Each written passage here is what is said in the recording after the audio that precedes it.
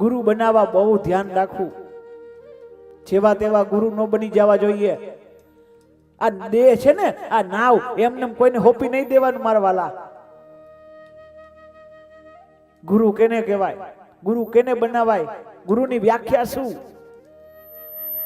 આપણે ત્યાં કહેવાય પાણી પીવો છાન કે ઓર ગુરુ કરો જાન કે. પાણી ગારીને પીવાય, ગુરુ જાણીને બનાવાય. એમને ગુરુ નો બનાવી દેવાય. ગુરુ કેને કહેવાય? જો 3 પ્રકારના ગુરુ હોય. એક ગુરુ કાગળ જેવા હોય, એક ગુરુ લોખંડ જેવા હોય, એક ગુરુ લાકડા જેવા હોય. લોખંડ પોતે તો પાણીમાં નાખો, પોતે તો ડૂબે અને બીજાને ડૂબાડે. ગુરુ પોતે ડૂબી જાય તો બીજાને તો શું તારે? ગુરુ કાગળ જેવા ન હોવા જોઈએ. કાગળમાં શું હોય તો પાણીમાં તમે કાગળ નાખો ને તો જ્યાં લગી પલરે ને ત્યાં લગી તરે,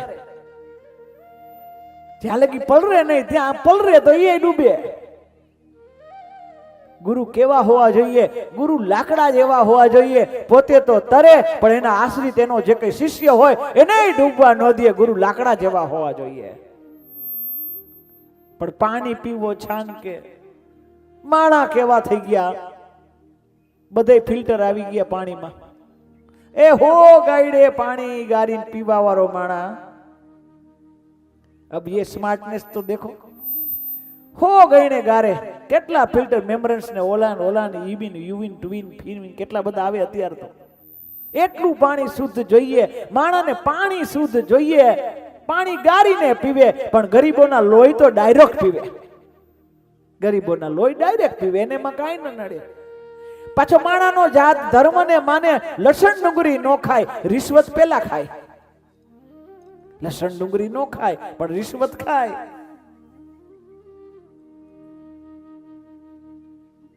આ સમજી લેજો, ધર્મ એ જ સમજાવે છે. તો ગુરુ કેને કહેવાય? એકાદશ સ્કંદ ની અંદર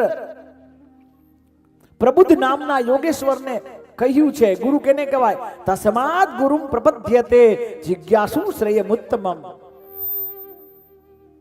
શાબ્દે પારેશ નિષ્ણાંતમ. ગુરુ એને કહેવાય જે પોતે તો તરે, જે બીજા નહીં પણ તારે. અને અત્યારે યુગ બદલી ગયો એટલે ગુરુના ભરોસા ન કરવા. નકર તમે ગુરુ ધારણ કરો ને પ્રભાવમાં આવી જાવ, સ્વભાવ જાણ્યા વગર એવો પ્રભાવમાં આવી જાય, આ હાચા, અને પછી મોટો બધો ફોટો લગાડે એના ઘરમાં. ઓ ગુરુ મહારાજ આવા, અમારા ગુરુ મહારાજ આવા, આમ ફોટો લગાડે. બીજે દિવસે ગુરુ મહારાજ જેલમાં હોય, કેસમાં. વળી ફોટા ઉતરાવો આ ગુરુ હાચા નથી, વળી બીજા ગુરુની શોધમાં. આવું થાય અત્યારે. એટલે અત્યારનો માણસ અત્યારે ગુરુ કેવા અને અત્યારના શિષ્ય કેવા. એ ગલીએ ને ગુરુ ફરે. અત્યારે તો શેરીએ થઈ ગયા છે. અને ગુરુ શબ્દનો અર્થ જ બદલાવી નાખ્યો. ગુરુ શબ્દનો અર્થ થાય જે અંધારામાંથી મુક્ત કરે અને જ્ઞાન જલ. ગુરુ એટલે કે જે હંમેશા માટે અંજવાડામાં લઈ જાય એને ગુરુ કહેવાય.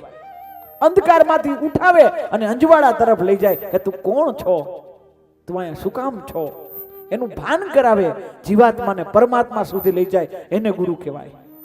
અત્યારે તો ગુરુ શબ્દનો અર્થ વાહ ગુરુ છા ગયે ગુરુ.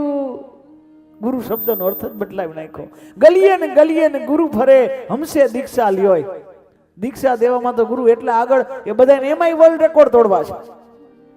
ગલીએ ને ગુરુ ફરે, હમસે દીક્ષા લ્યો. સ્વર્ગ જાઓ ચાહે નર્ક જાઓ, ચાહે ધોતી રૂપિયા દિયો, બસ ધોતી રૂપિયા દિયો. આવા ગુરુ થાય. અને જેવા ગુરુ એવા હોય પણ ચેલા એવા. અને ચેલા પાછા એમ કહેતા હોય, અચ્છા હુઆ ગુરુ ચલ બસ્યો.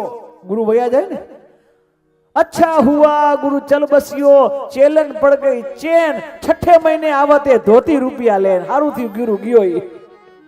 6 મહિને ઉભા હોય તો લાલચી ગુરુ લોભી ચેલા दोनों नरक में ठेलम ठेला. પછી આજ હોય તો જ્યારે ગુરુ સારા હોય ત્યારે જ આ નાવ એને હોપાય.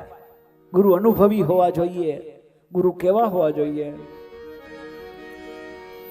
મારા આંગણીએ અજવાળો રૂડુર લઈ સિંહાસન ડાળો ગુરુ મૂર્તિને પ્રેમ નિહાળો ગુરુ મારા આંગણે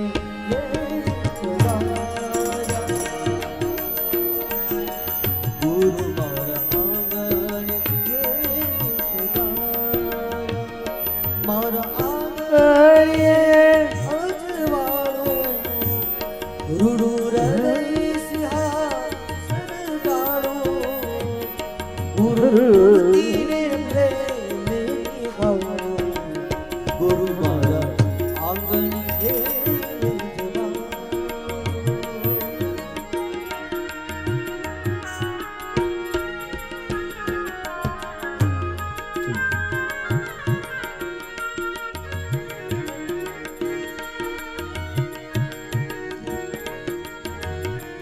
ગુરુ મહારાજ અંધકારમાંથી અંધ તરફ લઈ જાય એને ગુરુ કહેવાય.